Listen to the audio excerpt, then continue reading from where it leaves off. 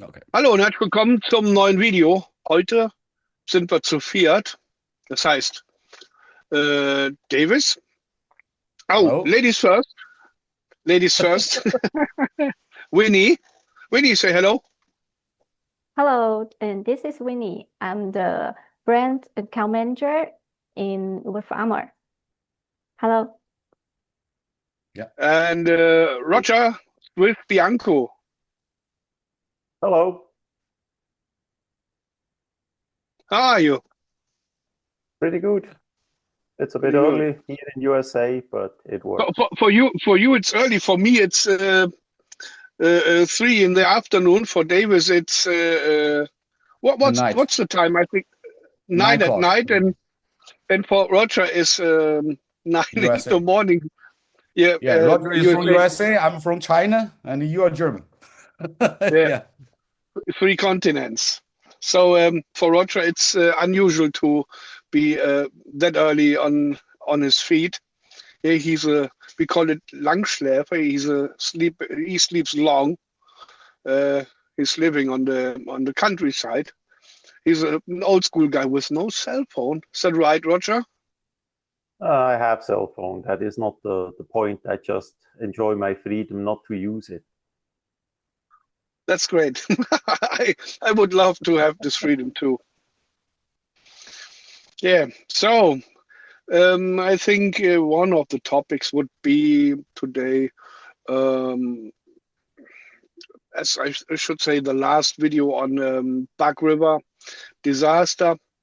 What does Roger know? And yeah, yesterday we made a video, Davis and I, about the disaster, and a lot of people saw the video. And maybe I can send you the video from today, Roger. You can upload it on your channel if you want to. Yeah, we can do that. Thank you. So, Roger, when were the first rumors you heard? These days? Oh, well, the whole thing started about like 6 days ago now. That just Mm, did show up on my feed that I watch here in USA. So I don't follow Bark River knives uh, at mm, all. That is just something that randomly did show up. And as I see the details, I quickly researched it and saw the details. Of course, I did know that this can affect pretty much everybody from us about the mm. business side and the side of the customer trust, So I did send the information off that if you get contacted by customers or friends, that you at least are aware of the situation and you can already prepare on what to tell the people. So it was Do you about think 6 days ago. something like this could happen in Switzerland, or do you think they would recognize it much earlier? As I think about it, we have to step a bit back, I would say. If you look how custom knives are made just by custom makers that make single pieces, it would be technically relatively easy to do the same and cheat with the markings on the material on the steel blade because nobody actually has any chance to see what the steel actually is, other than maybe is it a stainless steel or a carbon steel. So, and we have to see everything that is technically possible. Somebody sooner or later going to do in a criminal way. That is the reality that we face. So yes, I would say that would be possible in Switzerland or at any place in the world if the people are willingly to do it because it's technically feasible. Mm. I don't think that it actually gonna happen that often, but I'm sure it did happen in the past and right now with at least some people over the world.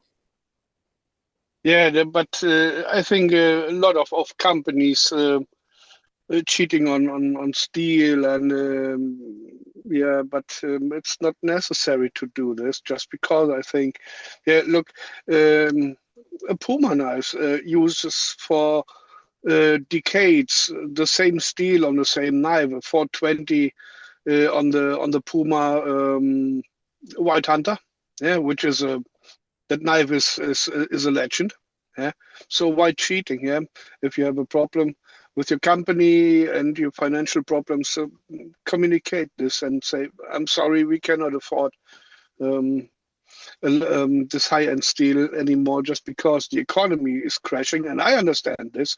Even in Germany, the economy is crashing. Really, that's we all know this here in Germany. The lefties and the Green parties and now the CDU party, they destroy the country. And I was driving along, as you know, I'm a truck driver. I was driving along the countryside here, and when I was with Davis on the road, I saw we saw the war was starting, and we saw the diesel, the cost on diesel was increasing to up to €2, and I said, "Oh, that's impossible." And we were driving a diesel, and now I was driving. Also, US is very expensive right now. Also very expensive, US. Yeah, drill, baby, drill. Yeah, and so we had. I was driving now. I think it's 1 hour ago along the countryside, and I was driving on a gas station. There was €2.35 for a liter of diesel. I think this is more than $2.50 in US. Do you know the actual gas price in the US, in the United States? I just passed the gas station as I come to this place here. So it's $3.58 right now here in town, which is okay. For a gallon. If it go for a gallon, For a gallon. Yes, we have to see it's for a gallon, Okay. you know, not for a liter. That would not be too well, but we are pretty good off here in the way how it goes. The governor did reduce the tax on gasoline as he did in the past. So that is just temporarily, and people are still pretty well off, I would say. And the gasoline is still available, so there is no, or at least not at my place, no shortage of it. So everybody has a big gasoline in storage anyhow, and that way it works, and you can bridge over a gap if needed. How many gallons did you store at home? I don't want to talk about that amount.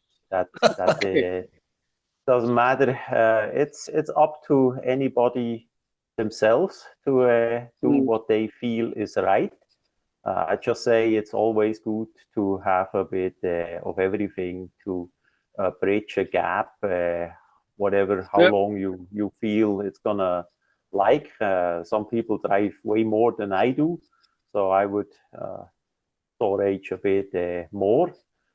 But if it depends on how your lifestyle is, I would say, and what you feel about it. And of course, we have to see, we have quite poor people in this area too. They maybe can't afford to storage it.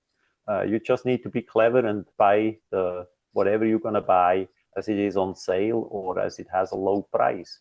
You're not gonna get into a good way if you overpay and as the prices are up, or as the scarcity already is in place, then you are lost. So you need to prepare and think ahead. Yeah. So in these days, such news from Bug River, in these days when economy is crashing, everything is getting more expensive, and knives now become more luxury item than more than tools. Yeah, like spending €180 on a multi-tool. Yeah, so you want the real deal, and if the company cannot afford the real materials. They have to communicate and not to fuck up the customers and bring everybody in big problems like the resellers or retailers in Germany. So, by the way, greetings from Jenny and Lothar Döpken, you know, Klingenwelt. Thanks. Yeah, I was Thank talking you. to them. Yeah. And yeah, but fortunately, their customers, they are really relaxed. Yeah, nobody's getting crazy. Yeah, that's how to deal with the customers. Always a good thing. So you get now the effect back when you are a good dealer or retailer. The people stay calm. Yeah, and they know they can rely on you. So Jenny and Lothar are one of the reliable, mostly reliable retailers in Germany, and I love them. I know them for more than 10 years. So that hits those people really bad, and I think now other companies will get in trouble because of now everybody is suspicious. Just the same other company that I love so much with high-priced knives, the same stuff. You know, that's the effect. Yeah, you smash a brick into the lake, and it creates waves, and that's not a good thing. That hurts. Roger, thank you for my wife will visit you. You're living in the forest, just like I think just like there, Swiss, in the U.S. So my wife said that your town is so beautiful, mountains area. So the air is very fresh. She loved your place. And I have one question on the Buck River knives the issue. Are we talking about the made in USA? So we're talking when we by email, you and me talking by email that how to make it by what means made by USA, made in USA. So no, you told me that is around 70% is made value producing in the US. Then you can mark the made in USA, right? Something like that, right? I would say, yeah, it's something like that. It's not 100% on the books, on the law, how it actually is. So I'm sure there is a lot of cheating and mislabeling going on too. For many of us Americans, it is important to buy made in USA stuff. So whatever it is it a knife, is it a car, whatever it is, of course, it's not always possible. And then, of course, we have the price gap between something that is made cheaper outside USA, imported to USA and be sold. So it's a mix of that. But I would still say, according to Donald Trump, there is a big move back to buy made in USA stuff like it was, say, in the 70s, 80s, and then it stopped a bit with certain presidents as the whole manufacturing got exported, let's say that. So there are quite some forces in place to reverse that. And we are well advised, I would say, to check possibilities to at least get started with made in USA on certain products that make sense, that is feasible, that of course can be sold and made a profit that way too, so that it makes sense. So I have another question is how this happened. The government not check their issue. I mean the U.S. government, their I mean they say the market the made in USA. There's no government to check on this issue. I don't think as long as there is no problem with I would say too much faking, then I've never had or saw much problems. What we have to watch on is the US import laws. I would say that is the bigger problem. Say some companies sell switchblades that are made outside USA, and the way to import them to assemble them or alter them into switchblades. That is a bit the gray market. So even bigger brands had problems on that regards. So that I would say is the more problem, like with switchblades, with polysongs, butterfly knives, and things like that the US consumer likes. So here in Georgia, everything is legal, even out of the front. You can simply have that. That's why the Blade Show is in Atlanta, the world biggest exhibition for knives, because everything can be shown there. But the question is how to import it, to get it to USA, to Georgia. So that is the more important or more uneasy part, I would say. But most of the knives, be it assistant opener, one-hand opener, daggers, doesn't matter. That is all just importable like anything else. So the laws in USA, and that's why we are famous for, the laws are pretty easy going, and not that much of a problem, but you still, of course, need to watch. You're a lucky guy. You're a lucky guy. Living in Georgia means it's a good life. Yeah, you can hunt. You can carry a gun with you, an OTF, a dagger, whatever. And I think you have an AR-15, right? Not only one, but that doesn't matter either. that doesn't matter You're the either. guy. And You're the guy. I would not say that I'm lucky. I would say I did organize my life in time, and you need to think a lot what you want to do in life for real, and what you actually can reach with hard work and persistence. Yeah. As you know, to get my green card, I did not win it in the lottery. I had to work 12 years for it. I did know in the past some people, they did not even live 12 years. You know, it was not easy. It was not easy. It was not hard. Not that easy and all that. It was hard, and I would not consider it luck. I would consider it organized and focus on goals.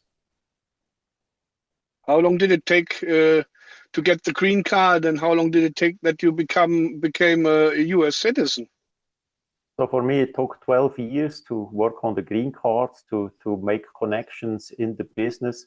So I did not win the green card or got here with a work visa. I could have get the work visa for work in a knife company in Idaho. I'm not gonna tell the name, and make their knives, but that was not the point. I wanted to make my own products here in USA. So that took 12 years. Green card, and then another 8 years to be US citizen. And at that point, you basically did win all around, because then you can stay here forever. You don't have to leave anymore. Like we all know now with ICE and all the illegals that get rounded up, arrested, and deported because it's simply a crime that they are illegally in USA, that they did come over the border without the correct papers. And that is the way in any country, or should be, other than in Germany nowadays. In Germany, if you come without papers but with your smartphone, you're welcome. Come here, boy. Feel like home. Yeah. That is one thing, but fully paid is another thing. Anyway, that is a different matter. You know, such thing doesn't exist anymore in USA. So we are on a very good way, and we should not get into too much drama about Park River or any other company. That is just a small percentage of the reality, how it's going on, you know, and it's a bit of shock, but we have shocking news every day, I would say. And the people gonna get over it. They are used to such shocks. It affects people that own Park River knives. It affects, of course, the dealers, but all the others, the main 100% of the people, they will get over it pretty fast, pretty soon.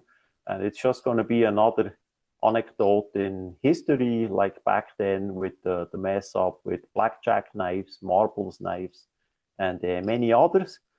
If I look back in all the decades, there are X knife companies in USA that did close.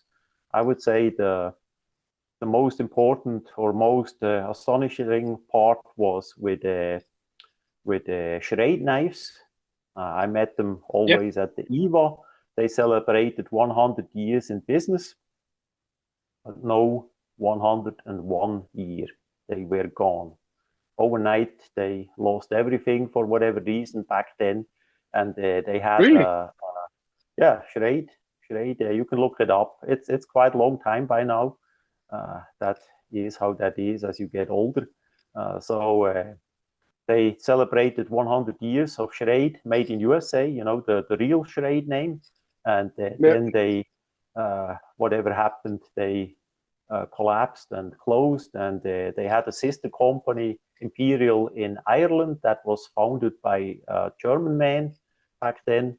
And that did fold up as well. So there is no made in Ireland knives in that regards anymore. And that came out of the blue overnight back then. And as I say, 100 years they celebrate, but not a single year anymore. Then the brand name got sold off to the typical US investors. And of course, Schrade knives is still made, but it's not much of a made in USA part anymore. It's more of a made for import brands kind of thing. So the structure of the company, not only the ownership, but also the manufacturing plant and all that, they completely change and go away.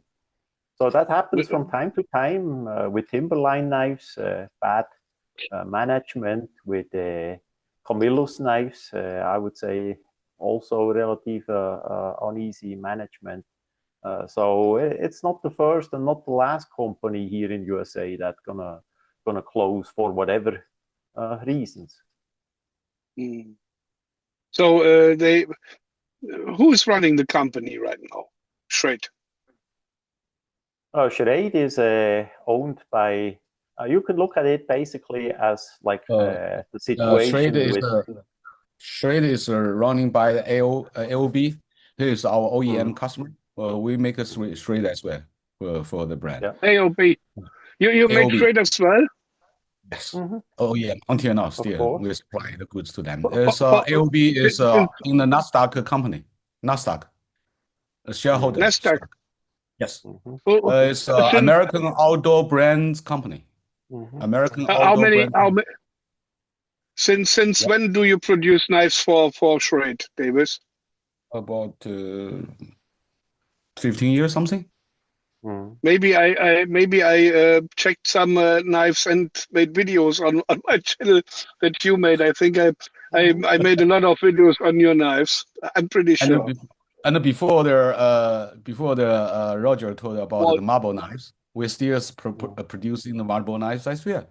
Who is the owner is Smoky Mountain. Kevin Pye is the boss. So we still supply the goods to them and the OEM project. Yeah. Cool. Yeah, most of the US knives made by Davis. So the ownership of traditional companies they basically change as the people retire or as the company collapses. It's not like a single person like Arthur, Lynn Thompson from Cold Steel, right? So that is a good example. He founded the company and he had it for quite some decades. Then he gets older, bad health, and then he sells the company, and then the ownership is a bit dispersed. So to a bigger holding that owns X other brands, and many of those companies they are dispersed in other markets. So it's not like you concentrate only on knives. They make a lot of other items outdoor items for X applications, fishing, whatever you have, shooting, of course, here in USA. And it's basically then the face of the company is lost, it's gone, and it's replaced with a company, a shareholder kind of thing that owns that company, and there is no real face anymore that you know, that you can talk to at shows. It's just more of a replaceable people matter then. You see that at the shows, as the representatives of such companies often change or can change, you know, and it's not like we had it in the past. Like if you go to a show and you meet the owner of the company or his children, by the way, like with the Spyderco, that kind of structure is a bit fading away, unfortunately. Yeah, last time I met Lynn Thompson. That's a long time ago. He had a big booth at the EVA show, and he was fighting. He made some fighting choreography, and he recognized me, and he said, "Come here." I said, "What's up?" I had a small channel. I got a drop forged survival knife from Cold Steel as a gift from a friend of mine. It's like this big knife. Yeah, it's forged from one piece of steel. And I broke it in the woods just because I made a stabbing, and I made the tip test. They were wiggling one and knick. But before I did this, I held this on the handle. Then make this here with the finger on the blade, and I listened to the sound, and the sound was like a huge church bell.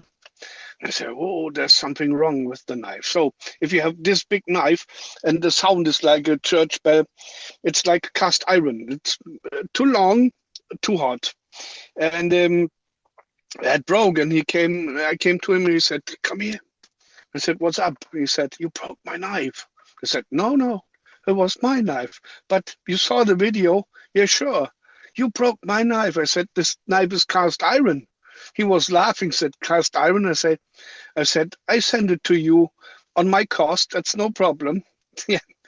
He said, "Okay." He gave me some DVDs where we was hunting with blowing and arrows and all that stuff, and a hat and whatever. And he said, "Okay, send it to me."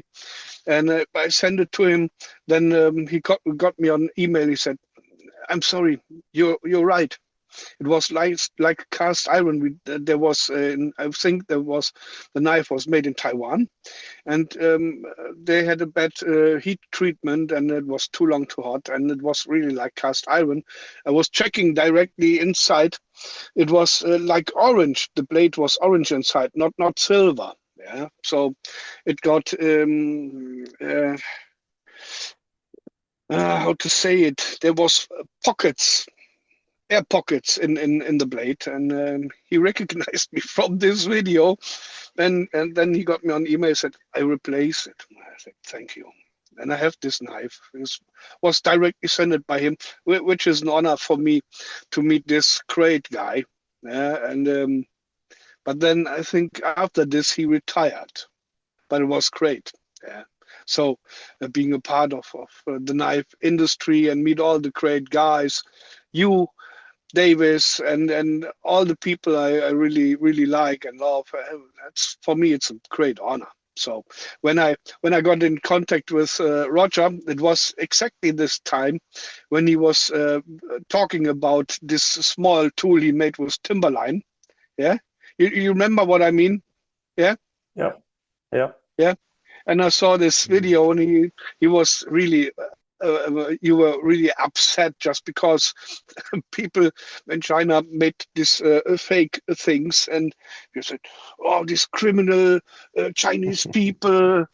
And I really liked this video, and I thought, okay, I couldn't get this tool over the internet, the real deal. Yeah, so I bought it on, I think it was Alibaba or AliExpress. I bought it for, I think it was 90 cents in this time. Mhm. And it was really badly made. But I understood how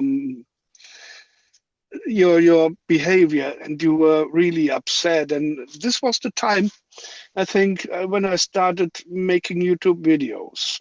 Yeah, just because I saw people making knife reviews, and they were telling totally crap stuff about the steel, and so I was sitting on the couch. I had my iPad, and I had it and the earplugs, and the guy was talking bullshit about them. I was, oh, oh. And I had a girlfriend. She was making this. Hey, I cannot concentrate on the movie. Well, what's up? Said he's talking bullshit about the knives. She said, why don't you make YouTube videos and talk the real stuff? That was the day I was starting. The next day I was in a media market and I bought a camera. That was the time, and I started my videos. I watched your videos, and look how the time is changing. I met Davis just because I gave on the Nest smoke knife. I gave it to his partner on the EVA show, and years after that, I met him because I recognized from the Söldner Andreas that Davis released my knife, and he didn't knew it. And so now the time is changing. In this time, when I started making videos, you were angry about Chinese people. I met in accident Davis, and now you're working together. You're working with a Chinese company. So this is how time is changing, and I love to be a part of this history, of your history. Yeah, that your mind is changing now. Yeah, that's for me. It's great. I love this. I know the Roger is because you, Otto. So Yeah, because yeah. we all love you, so we know each other. So, Uh, you know, you yeah, love a you love good me guy, just a because real I'm good guy. you love me just because I'm ugly. This is we call it Mitleid in Germany. I don't know how it's pronounced in English. Yeah, I love him just because he's so ugly. Yeah. Mm. So we That's need like to see that not all people are alike. You know, it's not that I don't like Chinese people or any other people on the planet for that matter. You know, but you see, what they did was an act of violence and a crime, of course, and that mm, basically killed the whole work. And then at the end, it did kill Timberline knives as well, because they had some mm, other problems, because they did select the bad OEM manufacturers, and somehow the designs got out. Maybe it was a night shift in the same factory, who knows?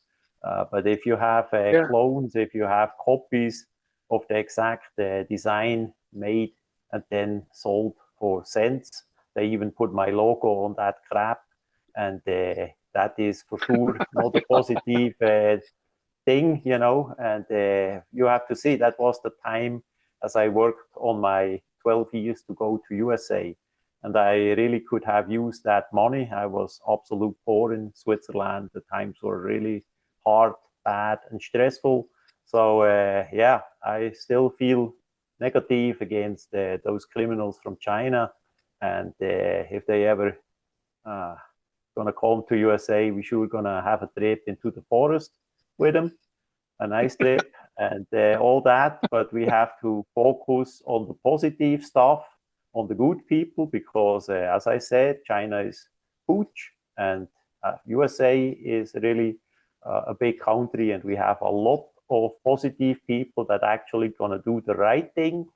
Now the yeah. main problem is how we gonna find them, you know, how we gonna find the good people, the correct people that actually wanna do it the right way. That is the time consuming, the expensive stuff, you know, and of course you need a lot of good luck as well to find those people. Mm, yeah. Finding good people, reliable people. Mhm. It's really hard. I think it started long time before COVID, but after COVID, or when COVID started, the people got really lazy, really lazy. Lazy in work. Oh, I want to make home office. Okay, I want to make home office too, but as a truck driver, it's impossible. Yeah, I could beam the stuff to the people, but hey, then I lose my job. I'm a truck driver. So, and a lot of people get lazy in the head, and you see that. Yeah, you see that in the eyes. You see behind the eyes, there's no movement, nothing. It's like a black hole behind the eyes. Yeah. Basically, they just have a too easy life, and they never Yeah. had a hardship. They never had the guidance from parents or from the society on how to actually create possibilities for yourself to have a better life, you know. And Yeah. that, if you don't have that, if you grow up like this, if you have that in adulthood for a while, everything falls in easy. If you lose the job, you get unemployment benefits. If you are not in the right country, so you just pack up and travel over the border without papers and get fully paid and by the taxpayer and all that. And yeah, then you are on a bad way, and it's not going to be positive. And I don't think that is the right approach in life. It should be always coupled with hard work, with focus on problems. Problems are only here for us to find the best solution. That's the way how I always looked at it, because I was early on faced with a lot of problems, and you cannot sit back and just let it wash over you. You need to fight and move on as best as you can. That's the approach that is correct, but nowadays, unfortunately, we have a lot of people that, as you said, they don't believe in that. They want to go the easy way, maybe even the fast way, and of course, often the negative way. Yeah, look, you worked hard for getting to the United States, get your green card, then becoming a U.S. citizen. Davis is a really hard worker. I think he's most of the time he's only sleeping 3 hours, and then 7 days per week. I think he's working 21 hours on 7 days per week. He has 3 hours of sleeping, but I think when he sleeps, he's dreaming of knives and designs and how to fix the problem. Yeah. Winnie is really hardworking. Sometimes I get on Sunday an email and I think, well, they have Sunday in China. Yeah, she's working. And me, look, truck driver, knife designs, YouTube, go into the politics and all that stuff. And the people ask me, how do you do this? When do you sleep? I say, I sleep 4 to 5 hours, but I sleep a little bit faster. Like Arnold Schwarzenegger said, if you don't have enough time, sleep fast. Yeah. Hard working is important, and not so many people really work hard and focused on the target, and they get lazy. But we have to take care of these people. I don't like it.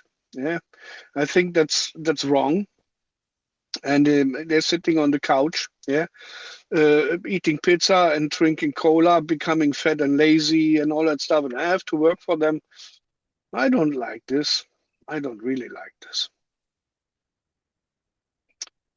That's unfortunately the situation, how it is nowadays. And I don't think it's going to change too much anymore until we have a really hard time for most of the people. I mean, we're heading on a correct way in that direction, at least in Europe.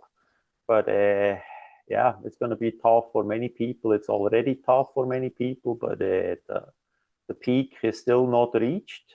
So every day it goes a bit more downhill. I see that thanks to the internet here in USA live too. I listen to a lot of live streams.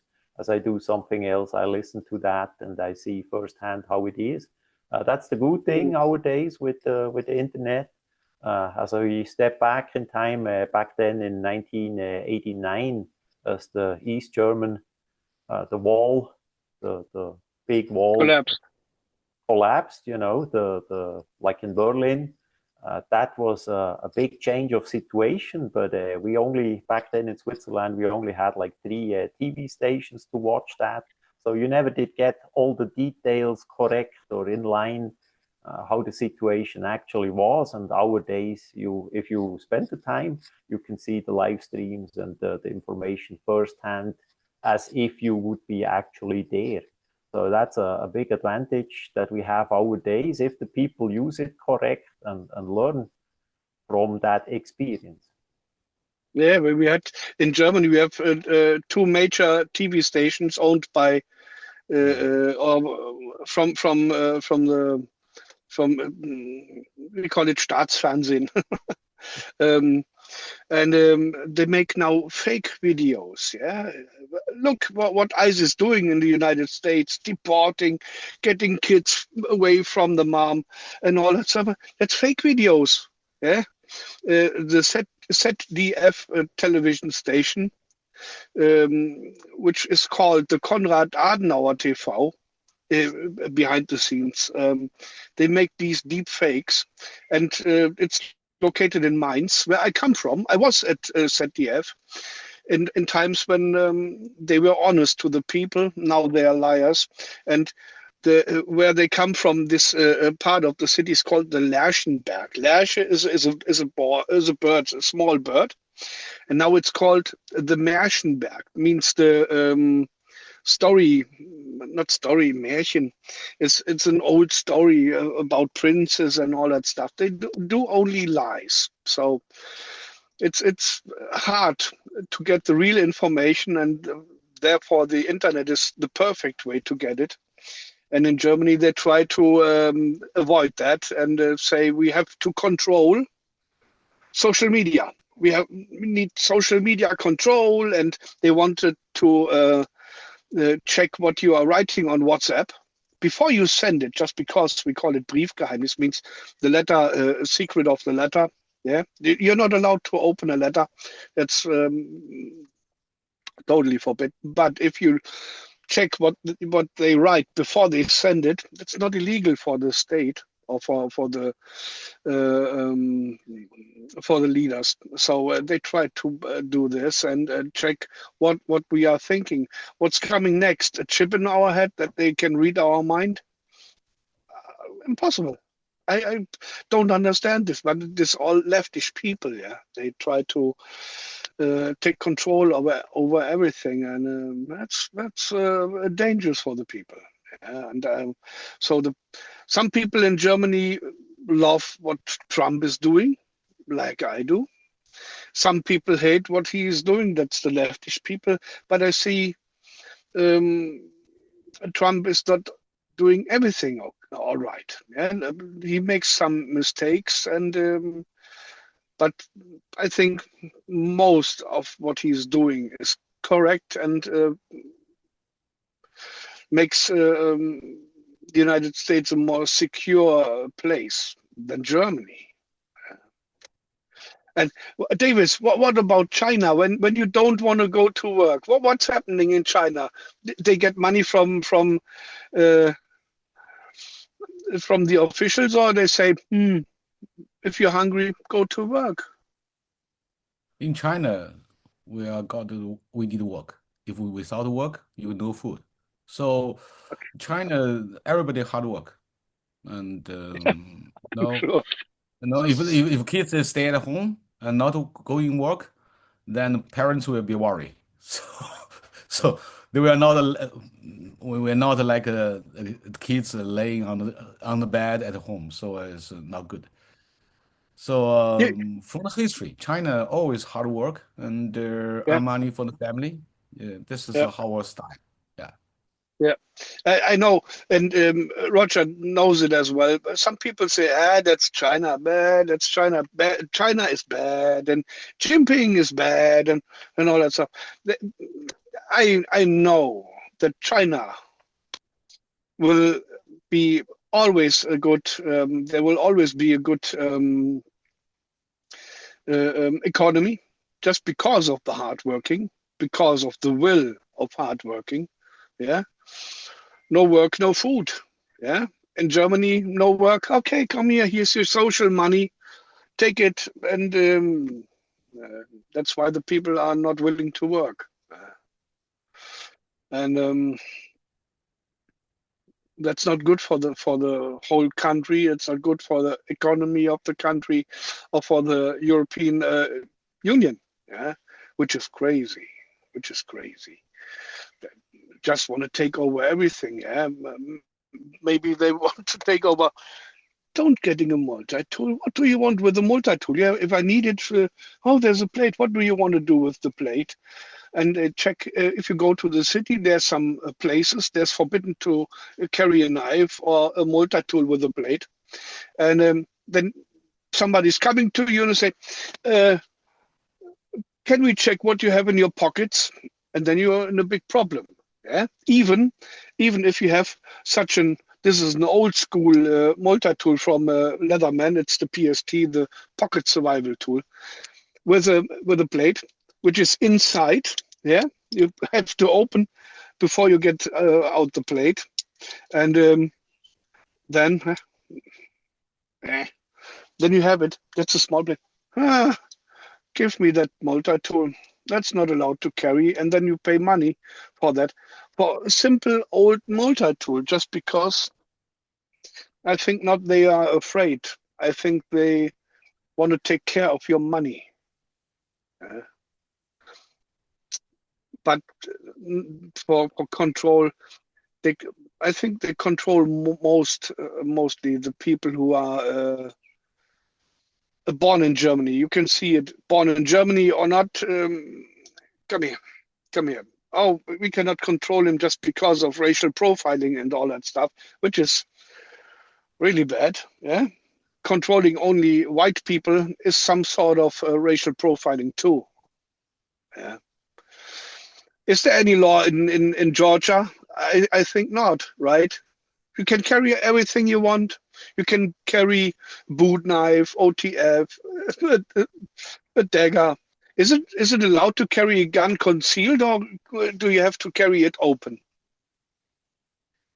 It's going to be a tough video for the people in China. Just saying the matters that you talk about that openly. So please feel with them a bit as well. So in USA we have many different laws. It depends on the state, and of course some states are governed by more leftist people because they voted them in, and such places like New York City, like California in general, we all know them. Hawaii is another place. There you have bad luck. It doesn't matter. As we go back to knife manufacturing, many people are in Portland, Oregon, and also California, more on that side because it's closer for import the matters from China and other places, Taiwan and so on. But the laws got better over the decades, so they leave the places there. They come more towards Georgia, towards North Carolina, and places like that where they can have a better law, so they can do way easier business. And that is the business side. That is important for your goals, for your money and all that. But also, of course, you have a way better freedom for your personal life with the laws in general that we have here. So it depends a bit also on the region where you are. Say in Atlanta, there are actually laws against carrying knives. That you only should carry a knife with a certain blade length and all that. The point is that I would say no policeman or nobody gonna checks on you as you carry a knife that would be against the law, unless you do a crime, unless you act suspicious, unless you cause a trouble. And that's the way how I always looked at it by the Swiss military police. If there is no trouble, you don't need to bother the people with laws. There is only the time as they act up, as there is trouble, then you need to bring the law into play to prevent more problems that they may create. So say in Atlanta, as we go by the blade show, we exhibit or we just visiting there if we really have to, then we carry whatever we want and we don't create any problems. We don't act in a way that would be a problem for the law enforcement. We look at each other and if you did that work in the past, you look at each other and you know exactly what you look at, you know, if that is a problem or not. And there was never a problem in that regard. About carrying the firearms in Georgia about 5 years.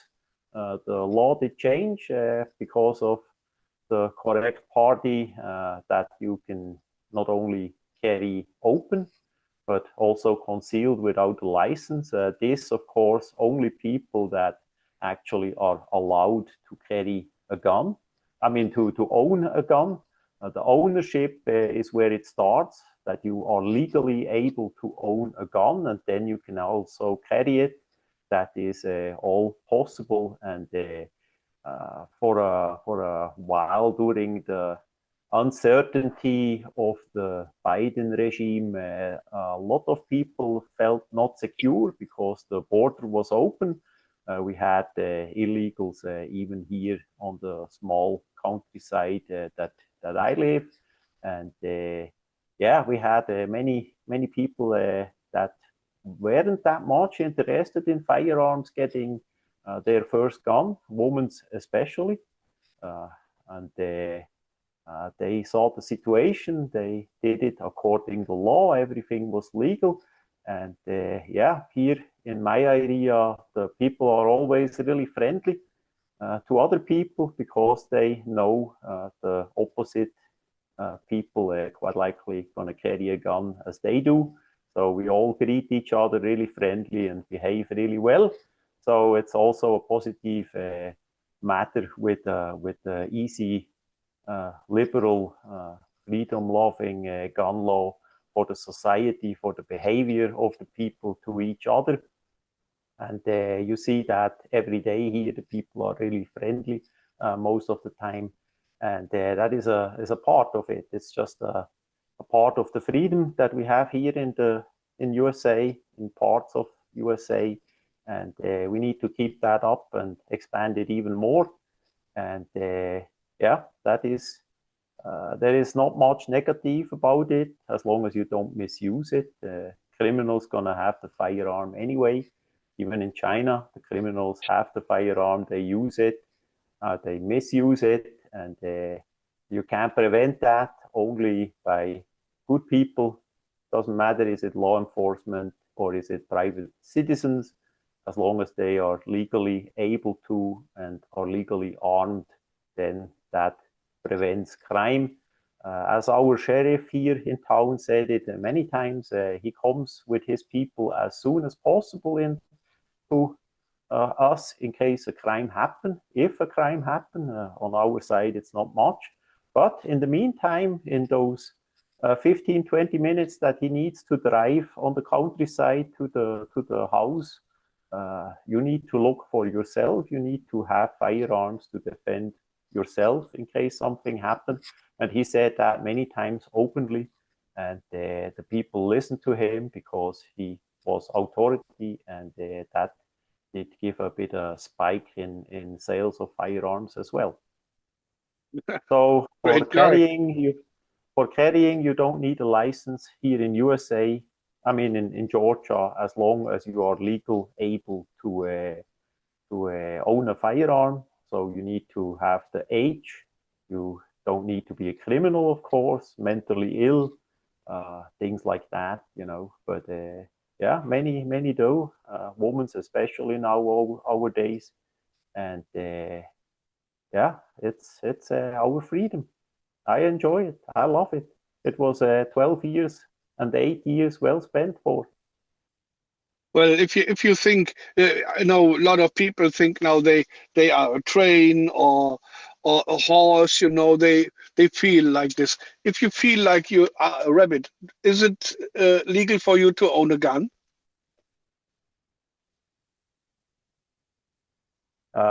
Yeah, I understand what you talk about. About a month or two ago, the official website where you fill out application for a US passport got changed. So there you now only have two selection of the gender, two, Good. how it should be, right? So for a while, if you go to a store and you fill out the small paperwork for buying legally a firearm, there during the Biden regime, they printed a new form, and there you had three choices to fill out your gender, right? So Male, female, and diverse. yes, and that gonna lead to problems in the long run, because it goes in the direction now, especially that if you selected the wrong choice, that is considered mentally ill, and that Okay. is of course a reason that prevent you to legally own a firearms. You see what I'm talking about? So it was a bit a step ahead in going towards the future to basically say, oh, you filled out the paper with this selection, that is now considered mentally ill, so you are not able to own a firearm, and of course then we confiscate the firearm because it's registered, you did buy it in the store, it's all on the books, right? And that is basically what the liberals, the Democratic Party, was pushing in that direction, part of it. Rabbits are not allowed to carry a gun. I'm lucky for you. There So are David, still many that actually do that because it's not that far advanced yet in time that gets confiscated. Davis, are rabbits with guns in China?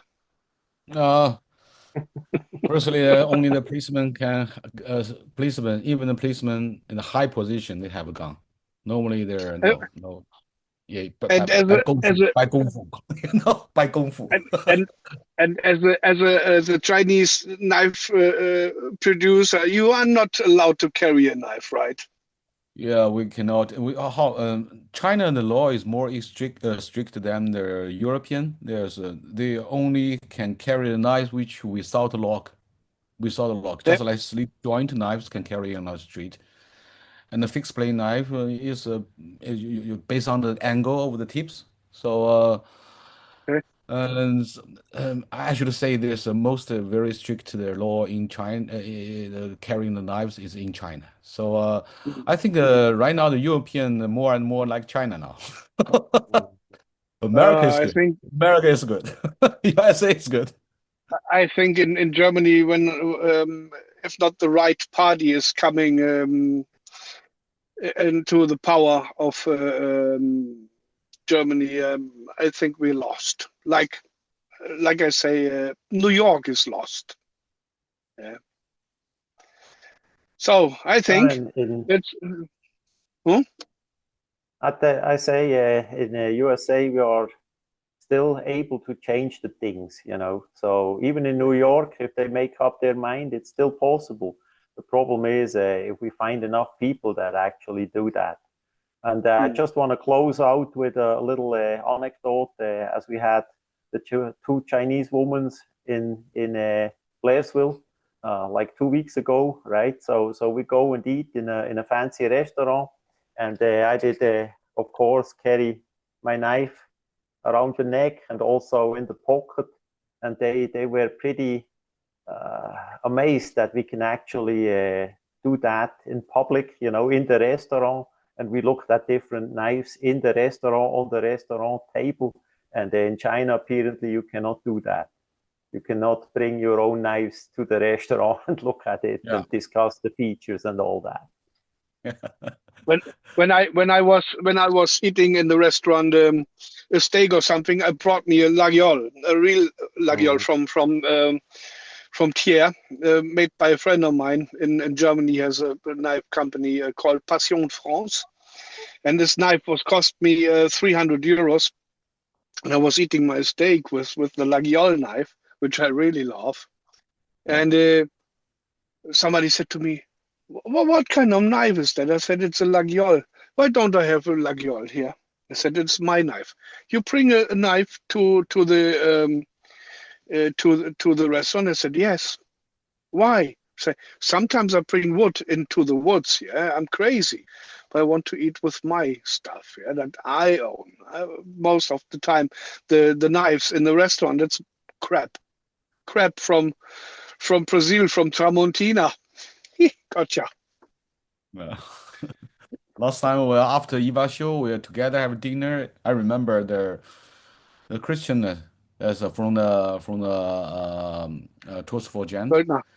Yeah, yeah. He bring a big knife, the Dick Dirk's knife, to eat the steak in the restaurant. So I say, oh wow, oh my goodness, you know Dirk, the knife's very thick, the blade. They cut the meat, the steak and eat. Oh my goodness. Uh, This the, the, I asked the, her, the, how are you feeling? Good. This is my life. Knives. I love it so much. So cut the meat, the steak, eat. Good, delicious. we, for Roger's Cannot make in information, China. China impossible. China is no. we were sitting in a restaurant in Nuremberg, under the castle of Nuremberg. There's a great restaurant. I eat some Schäufele, and there were friends from Switzerland, from Belgium. I think from Arab states, Germany, Chinese, all the people. How many people were we when we were in this restaurant? 25, 30? Something like that. Something Yeah. like that. And it was so loud. We had so much fun. And next time Roger is with us, yeah. So it was great. Right? I think it was a very expensive evening, right? Yeah. Okay. Not every And day. we It's had, fine. yeah, this was a really, really cool day. So really cool evening, and Yeah. we had Last we time had in June, we go to the American together with Roger together after the Blaze show. We have yeah, find a good place to eat together and yeah. have a good fun. Okay. So for the people who don't understand what we are talking about now, Davis and I, Yeah, yeah. Davis and I are planning that I come to the Blade Show in Atlanta. Yeah, and then we meet some cool people like Roger and Melissa. I take her with me to Germany. So I think time is coming to say goodbye, and maybe we redo this video in or do another video in Yeah. this configuration of people. Yeah. Okay. Thank you, Otto. Thank you, Roger. Good talking.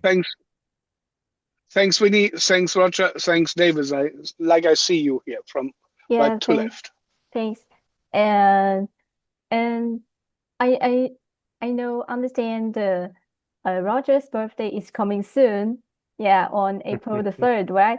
So happy early birthday to Roger, and hope you have a Okay. wonderful celebration.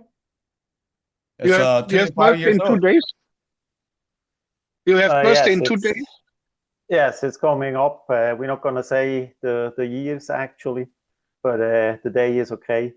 So thanks a lot, and yeah, it was a pleasure for me to join this call here, even as it was really early in the morning. So yeah, Oh. enjoy the day and have a good time. Have a good But time. when do you get up normally, Roger? For me, I work mainly during the night. That is just the rhythm of my body, of my life, and during the day, I organize the time here in freedom how I want. That is a part of the deal. So I think it's really important to don't interrupt the sleep with an alarm clock. So it's the nature that wakes you up. You're So goddamn lucky. it's a different Yeah. approach, and Right. after Start living X in heaven. decades, having to stand up really early with alarm clock over in Switzerland, it's part of the deal, part of my life and of the freedom.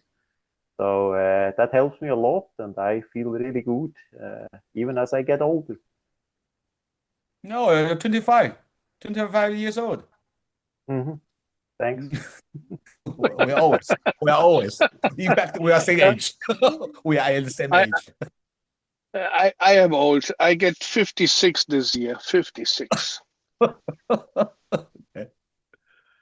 Yeah. But I feel Okay. good. So So- we need I need to sleep. Both of you need to work. So I'm happy. Sleep. Okay. And I'm going to work right now once again. Okay. Thank you, So it Arthur. was Thank you, great to Roger. see you all. Thank you, Goodbye. Winnie. Goodbye. Bye bye. Thank you. Bye bye. Thank you. Bye bye. Bye.